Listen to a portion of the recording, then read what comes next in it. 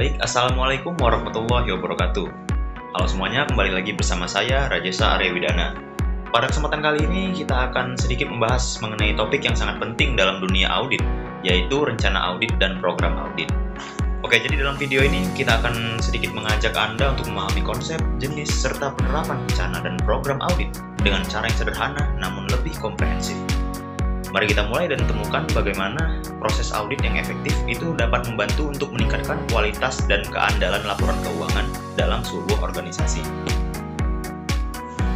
Oke teman-teman, jadi yang pertama kita akan membahas mengenai pengertian rencana audit. Oke, jadi rencana audit itu adalah sebuah dokumen strategis yang disusun oleh auditor untuk menetapkan tujuan, ruang lingkup, dan pendekatan audit. Nah, jadi rencana ini tuh mencakup area yang akan diaudit, metode pengumpulan bukti, jadwal pelaksanaan, serta alokasi sumber daya yang diperlukan. Nah, jadi melalui rencana audit, auditor itu dapat memastikan bahwasanya sebuah proses audit itu berjalan dengan terstruktur, efektif, dan lebih efisien, serta mampu untuk mengidentifikasi risiko utama yang mempengaruhi area yang diaudit. Baik, selanjutnya adalah tujuan rencana audit. Jadi di sini, tujuan utama rencana audit itu adalah untuk memastikan audit dilakukan secara sistematis, efisien, dan efektif. Nah, jadi rencana ini tuh juga membantu auditor untuk bisa memahami area mana nih yang akan diaudit. Nah, jadi mengidentifikasi risiko signifikan, menentukan prosedur pengujian yang sesuai, dan mengalokasikan sumber daya dengan tepat. Nah, jadi dengan adanya rencana audit ini tadi, tim auditor itu memiliki panduan yang jelas dalam menjalankan tugasnya, sehingga kualitas dan akurasinya hasil auditnya itu dapat lebih terjamin, teman-teman. Baik, selanjutnya adalah komponen utama dalam rencana audit. Jadi rencana audit ini sendiri juga memiliki beberapa komponen utama nih. Jadi itu seperti meliputi ruang lingkup audit yang menentukan area dan proses yang akan diperiksa.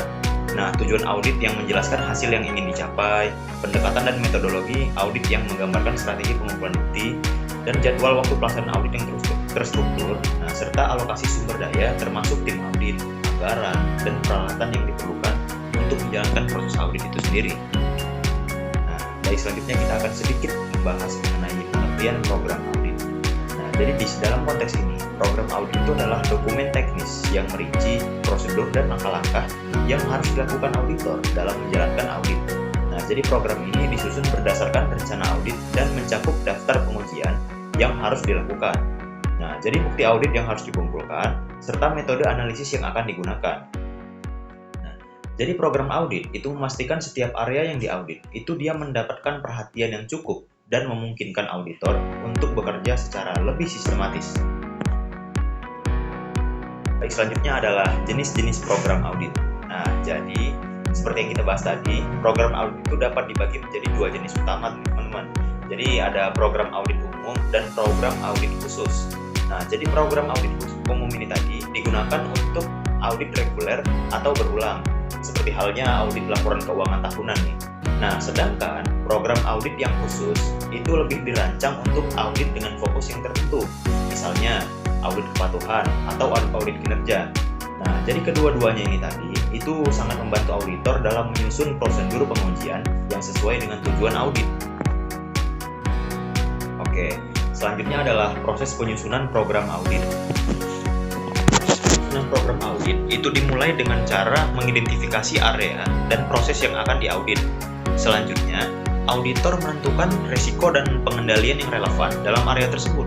Nah, jadi berdasarkan risiko yang diidentifikasi, auditor itu merancang prosedur pengujian yang akan dilakukan, seperti inspeksi dokumen, wawancara, dan pengamatan. Dan yang terakhir, program audit itu disusun dalam bentuk daftar prosedur yang lebih terstruktur dan lebih sistematis. Oke, selanjutnya kita akan sedikit membahas mengenai perbedaan rencana audit dan program audit. Oke, jadi di sini rencana audit dan program audit itu memiliki beberapa perbedaan yang sangat mendasar nih, teman-teman. Nah, jadi rencana audit itu dia lebih bersifat strategis, berfokus pada penetapan tujuan, ruang lingkupnya, jadwalnya, dan sumber daya auditnya. Sementara itu, untuk program audit yang bersifat teknis, berisi daftar prosedur atau langkah pengujian yang akan dilakukan untuk mencapai tujuan audit nih, teman-teman.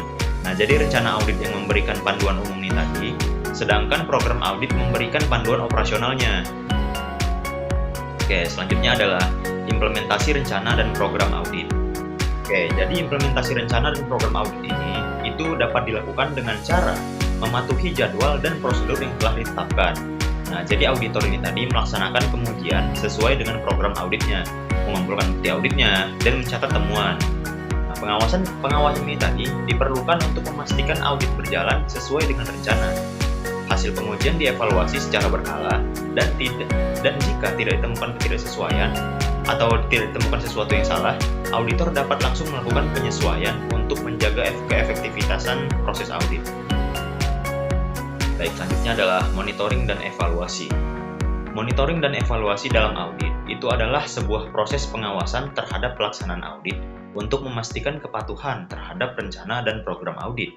Nah, jadi monitoring ini tadi itu dilakukan dengan memeriksa proses audit, progres audit, apakah sesuai dengan jadwal dan prosedur yang telah ditetapkan. Dan evaluasi ini dilakukan dengan menilai efektivitas program audit, kualitas bukti yang dikumpulkan, serta kecukupan dalam pengujian. Dan hasil evaluasi ini tadi itu menjadi dasar untuk perbaikan program audit di masa yang akan datang nanti. Oke, dan yang selanjutnya ada pelaporan hasil audit ya, terakhir. Oke, jadi pelaporan hasil audit ini adalah tahap akhir dalam proses audit nih teman-teman. Nah, di mana auditor itu menyusun laporan yang memuat temuan, analisis, dan rekomendasi. Nah, laporan ini tadi itu mencakup area yang diaudit, kesesuaian dengan standar, serta kelemahan atau ketidaksesuaian yang ditemukan. Auditor itu juga memberikan rekomendasi perbaikan kepada manajemen untuk lebih meningkatkan sistem pengendalian internalnya. Laporan audit itu menjadi bukti tanggung jawab auditor dan pedoman bagi manajemen. Baik, yang terakhir adalah kesimpulannya ya teman-teman. Oke, jadi rencana dan program audit itu adalah elemen yang penting dalam proses audit yang memastikan audit ini tadi berjalan dengan sistematis, efisien, dan efektif.